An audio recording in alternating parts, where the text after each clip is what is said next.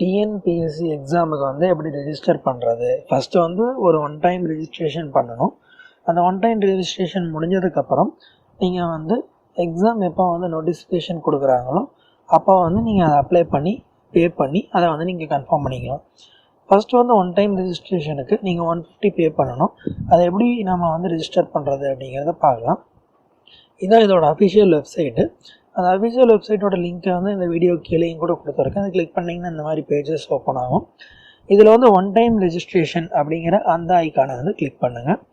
Click பண்ணோடனே உங்களுக்கு இந்த மாதிரி பேஜ் தான் வந்து வந்துடும். இதில் வந்து கீழே ஒன் டைம் ரெஜிஸ்ட்ரேஷன் அப்படின்றது பார்த்தீங்களா, அதை கிளிக் பண்ணுங்கள். கிளிக் பண்ணோடனே உங்களுக்கு இந்த மாதிரி பேஜ் ஓப்பன் ஆகும். இதில் வந்து பார்த்தீங்கன்னா நீங்கள் புதுசாக ரிஜிஸ்டர் பண்ணணும் அப்படின்னா நியூ யூசர் கொடுங்க. நீங்கள் ஏற்கனவே ரிஜிஸ்டர் பண்ணியிருந்தீங்கன்னா already one time registration candidate அப்படின்றது பார்த்தீங்களா, அதை செலக்ட் பண்ணுங்கள். இப்போ நீங்கள் புதுசாக க்ரியேட் பண்ணணும் அப்படின்னா நியூ யூசர் போயிட்டீங்க அப்படின்னா இந்த மாதிரி பேஜ் தான் ஓப்பன் ஆகும். இதில் வந்து உங்களோட பேர் இன்சியல் கொடுக்கணும். அதில் வந்து பாருங்கள் திருமதி போன்றதெல்லாம் கொடுக்கக்கூடாதுன்னு போட்டுருக்குறாங்க. அது போல் வந்து இன்சியல் போட்டுட்டு உங்கள் பேர் போட்டுக்கோங்க. அதுக்கப்புறம் உங்கள் ஃபாதர் நேம், அதுக்கப்புறம் டேட் ஆஃப் பர்த், அதுக்கப்புறம் எஸ்எஸ்எல்சி ரிஜிஸ்ட்ரேஷன் நம்பர், அதுக்கப்புறம் எந்த வருஷம் வந்து நீங்கள் பாஸ் ஆனீங்க அப்படிங்கிறதும், அதே போல் வந்து எஸ்எஸ்சி எஜுகேஷன் போர்டு என்ன அப்படிங்கிறதும் வந்து செலக்ட் பண்ண சொல்லி சொல்கிறாங்க. அதுக்கடுத்து கம்யூனிகேஷன் டீட்டெயில்ஸ் வந்து இமெயில் ஐடி, அந்த இமெயில் ஐடியை கன்ஃபர்மேஷனுக்காக மறுபடியும் ஒரு தடவை நீங்கள் என்ட்ரி பண்ணணும். மொபைல் நம்பர், அதே போல் கன்ஃபர்மேஷன் மொபைல் நம்பர், அதே மொபைல் நம்பர் வந்து மறுபடியும் நீங்கள் கொடுக்கணும். லாகின் ஐடி வந்து நீங்கள் டைப் பண்ணி ஷோ அவைலபிலிட்டி கொடுத்தீங்கன்னா அது அவைலபிள் இருந்ததுன்னா உங்களுக்கு காமிக்கும்.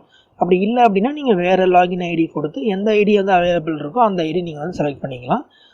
அந்த ஐடி வந்து செலக்ட் பண்ணதுக்கப்புறம் அடுத்த பாஸ்வேர்டு வந்து நீங்கள் செலக்ட் பண்ணணும். செலக்ட் பண்ணிவிட்டு அதே பாஸ்வேர்டு வந்து கன்ஃபார்ம் பாஸ்வேர்டு கொடுத்துட்டு சப்மிட் கொடுக்கணும். போல் மேலும் வீடியோஸ்க்கு வந்து என்னோடய சேனலை சப்ஸ்கிரைப் பண்ணிக்கோங்க. கூடவே ஒரு பெல் சிம்பிள் வரும், அதையும் ப்ரெஸ் பண்ணிக்கோங்க. இந்த ப்ராசஸ் எல்லாம் முடிஞ்சதுக்கப்புறம் மறுபடியும் ஹோம் பேஜுக்கு வந்துருங்க. ஹோம் பேஜ் வந்ததுக்கப்புறம் மறுபடியும் இந்த ஒன் டைம் ரெஜிஸ்ட்ரேஷன் அப்படிங்கிற அந்த இதை வந்து கிளிக் பண்ணுங்கள். கிளிக் பண்ணிங்கன்னா மறுபடியும் வந்து இந்த மாதிரி பேஜ் ஓப்பன் ஆகும். இதில் போய் வந்து மறுபடியும் ஒன் டைம் ரெஜிஸ்ட்ரேஷன் கொடுங்க.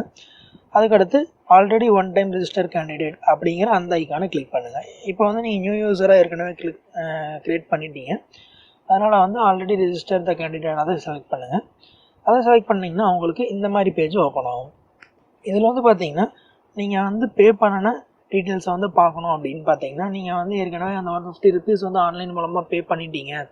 அதை சப்மிட் பண்ணதுக்கப்புறம் உங்களுக்கு வந்து பேமெண்ட்ஸ் கேட்கும். நீங்கள் ஆல்ரெடி பே பண்ணிட்டீங்க அப்படின்னா அந்த பேமெண்ட் வந்து கீழே இருக்கிற பேமெண்ட் ஸ்டேட்டஸை கிளிக் பண்ணி நீங்கள் வந்து பே பண்ணதை வந்து நீங்கள் செக் பண்ணிக்கலாம். அதை கிளிக் பண்ணிங்கன்னா இந்த மாதிரி ஆப்ஷன்ஸ் வரும். இதில் வந்து எஸ்பிஐ மூலமாகவும் இந்தியன் பேங்க் மூலமாகவும் ஆன்லைன் பேமெண்ட் பண்ணலாம். அதை நீங்கள் செலக்ட் பண்ணிங்க அப்படின்னா அந்த 150 ருபீஸ் வந்து எப்போ நீங்கள் வந்து செலக்ட் பண்ணீங்க, எப்போ வந்து நியூ ரிஜிஸ்டர் கேண்டிடேட் பேமெண்ட் கேட்டகரியில் வந்து நியூ ரிஜிஸ்டர் கேண்டிடேட் போட்டு லாகின் ஐடி போட்டு கெட் ஸ்டேட்டஸ் கொடுத்தீங்கன்னா அந்த 150 ருபீஸ் வந்து எப்போ நீங்கள் வந்து பே பண்ணினீங்க அப்படிங்கிற அந்த டீட்டெயில்ஸ் வந்து உங்களுக்கு வரும். ஒன்ஸ் நீங்கள் இதெல்லாம் வந்து பே பண்ணி முடிச்சதுக்கப்புறம் மறுபடியும் வந்து லாகின் பேஜுக்கு போய்க்கோங்க. லாகின் பேஜ் போனதுக்கப்புறம் ஒன் டைம் ரெஜிஸ்ட்ரேஷன் அப்படிங்கிற அந்த ஐக்கானை கிளிக் பண்ணுங்கள். கிளிக் பண்ணோன்னே உங்களுக்கு இந்த மாதிரி பேஜ் ஓப்பன் ஆகும். இதில் வந்து கீழே பார்த்தீங்கன்னா கரண்ட் நோட்டிஃபிகேஷன் அப்படிங்கிற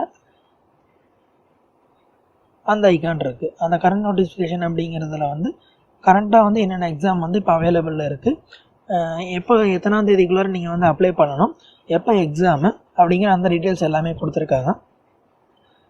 அதில் வந்து பார்த்திங்கன்னா மேலே வந்து apply to click hair to payment அப்படின்னு இருக்குது பார்த்தீங்களா, அதை கிளிக் பண்ணுங்கள்.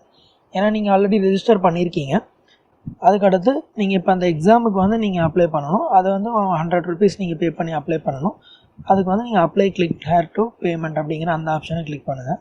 கிளிக் பண்ணிங்கன்னா உங்களுக்கு இந்த மாதிரி பேஜ் ஓப்பன் ஆகும். இதில் வந்து நீங்கள் ஆல்ரெடி லாகின் ஐடியும் பாஸ்வேர்டு வந்து க்ரியேட் பண்ணிங்க இல்லைங்களா, இந்த லாகின் ஐடி பாஸ்வேர்டு வந்து கொடுத்துட்டு கீழே இருக்கிற டெக்ஸ்ட் இமேஜை வந்து கொடுத்துட்டு சப்மிட் கொடுங்க.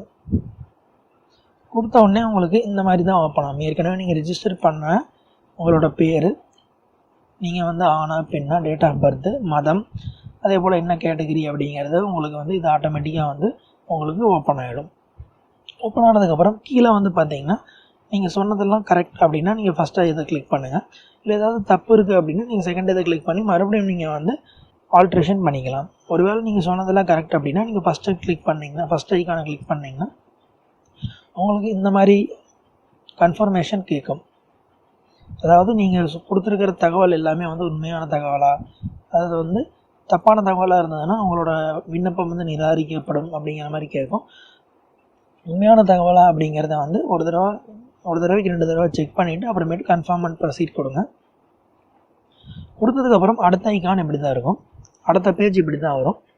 இந்த பேஜில் தான் நீங்கள் வந்து எல்லாமே டைப் பண்ணணும். அதாவது உங்கள் நேமு, உங்கள் ஜெண்டர், டேட் ஆஃப் பர்த்து, அப்பா பேர், அம்மா பேர், கல்யாணம் ஆயிருக்கா ஆகலையா, இதே போல் வந்து நீங்கள் பிறந்த இடம்,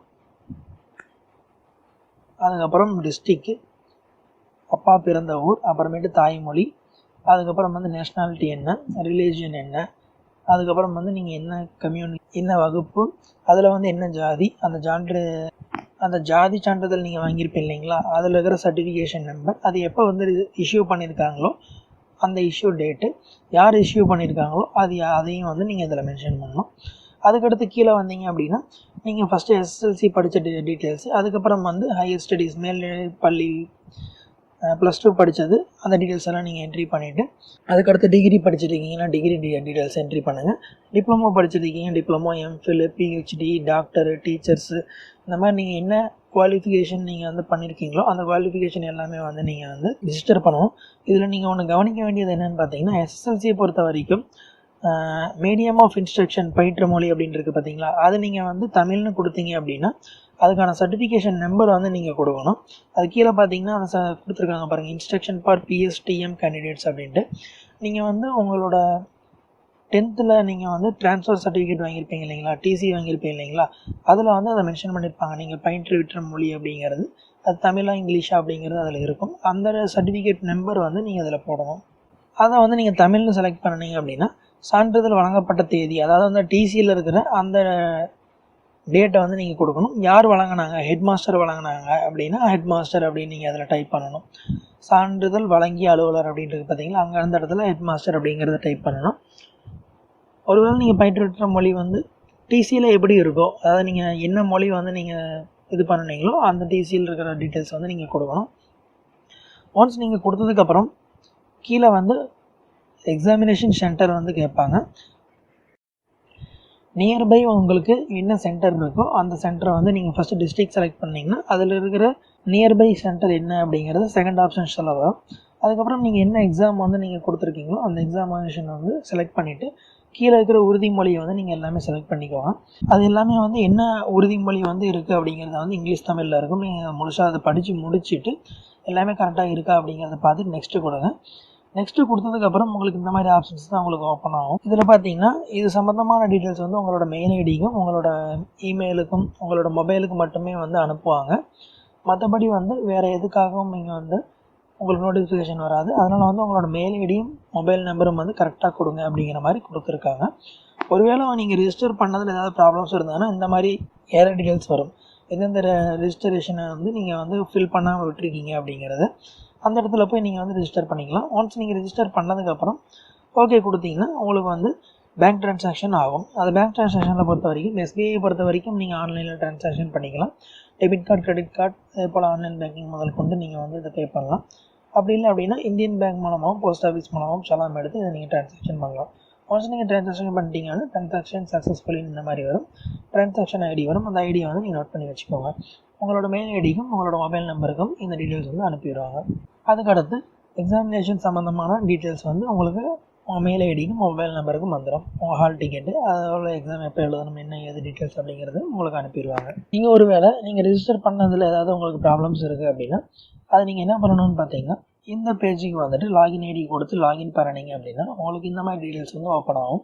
இதில் வந்து உங்களுக்கு என்ன டீட்டெயில்ஸ் வந்து தவறாக இருக்கும் அந்த டீட்டெயில்ஸ் வந்து நீங்கள் வந்து சரி பண்ணிக்கலாம். அதாவது வந்து உங்களோட ப்ரொஃபைலை வந்து சேஞ்ச் பண்ணிக்கலாம், ஃபோட்டோ சிக்னேச்சரை வந்து சேஞ்ச் பண்ணிக்கலாம். அந்த மாதிரி வந்து உங்களுக்கு என்ன சேஞ்சஸ் வேணுமோ அதை நீங்கள் சேஞ்சஸ் பண்ணிக்கலாம். பட் ஒன்று நீங்கள் இந்த ரெஜிஸ்ட்ரேஷன் எக்ஸாமுக்கு ரெஜிஸ்ட்ரேஷன் பண்ணுறதுக்கு முன்னாடி பேசிக் டீட்டெயில்ஸ் எல்லாமே வந்து கரெக்டாக இருக்காங்கிறது சேஞ்சஸ் பண்ணிக்கோங்க. அதே போல் வந்து ஃபோட்டோஸ் வந்து என்ன சைஸில் வந்து கேட்டிருக்காங்க அப்படிங்கிற டீட்டெயில்ஸ் வந்து இதில் கொடுத்துருப்பாங்க. அந்த சைஸில் மட்டும்தான் நீங்கள் வந்து அப்லோட் பண்ணணும். அதே போல் வந்து சிக்னேச்சரை வந்து என்ன சைஸ்